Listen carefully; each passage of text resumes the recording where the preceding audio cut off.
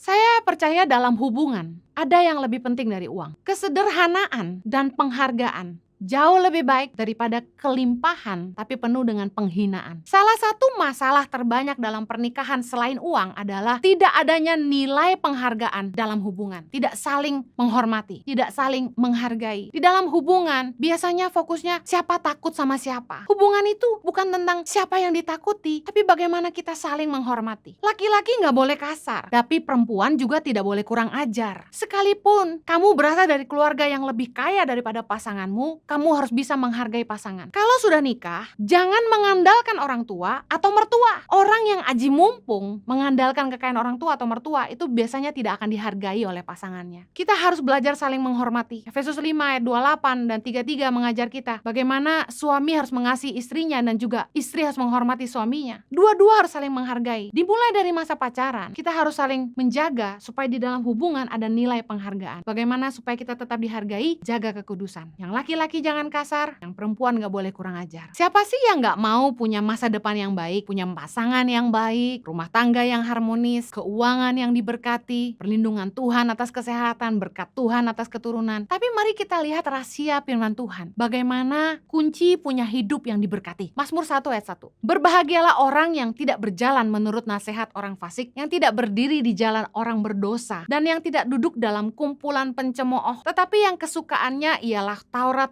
Tuhan, yang merenungkan Taurat itu siang dan malam. Ia seperti pohon yang ditanam di tepi aliran air yang menghasilkan buahnya pada musimnya dan yang tidak layu daunnya. Apa saja yang diperbuatnya berhasil. Orang yang takut akan Tuhan, hidup dipimpin Roh Tuhan dan kebenaran firman, jaminan firman Tuhan, hidupnya pasti diberkati Tuhan. Kalau kita ingin punya pasangan yang bisa membuat kita punya kehidupan yang baik dan sejahtera, dengar baik, fokusnya bukan kekayaan, harus fokusnya lihat apakah dia hidup dalam takut akan Tuhan dan lihat siapa yang ada di sekelilingnya. Karena Mazmur 1 ayat 1-3 menjabarkan dua kunci keberhasilan dalam hidup. Yang pertama, siapa yang ada di sekeliling kita. Mitra bisnis Anda menentukan keberhasilan perusahaan Anda. Saya teringat ada orang yang pernah memulai bisnis, join dengan teman-temannya. Nah, dia anak Tuhan, lalu dia join bisnis dengan orang yang tidak kenal Tuhan. Yang terjadi ketika mereka buka usaha itu, temannya ini panggil dukun untuk mendoakan tempat usaha mereka. Anak Tuhan ini bergumul, dari awal udah salah, tapi dia tetap teruskan. Apa yang terjadi? Usahanya tutup. Kalau kita mau punya keberhasilan hidup, penting diperhatikan siapa yang kita dengar, siapa yang kita izinkan berpengaruh dalam hidup kita. Karena semua itu menentukan cara pandang, gaya hidup, keputusan, dan masa depan kita. Teman-teman kita menentukan masa depan kita. Kalau kita mau lihat orang itu bakal berhasil atau tidak hidupnya, lihat dengan siapa dia bergaul. Yang kedua, firman Tuhan mengajarkan kunci keberhasilan hidup adalah landasan iman dalam kehidupan. Apakah hidupnya dipimpin oleh Roh Tuhan dan kebenaran firman? Harusnya fokus kita bukan kekayaan, tapi lihat iman orang.